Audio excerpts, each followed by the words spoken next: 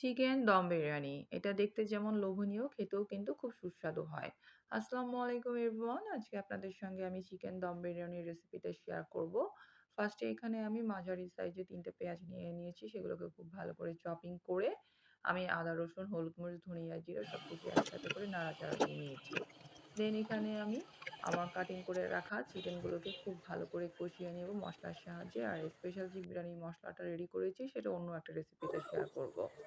আর এখানে আমি চালটা এড করে দিচ্ছি, পরিমাণ মতো পানি দিয়ে দিব।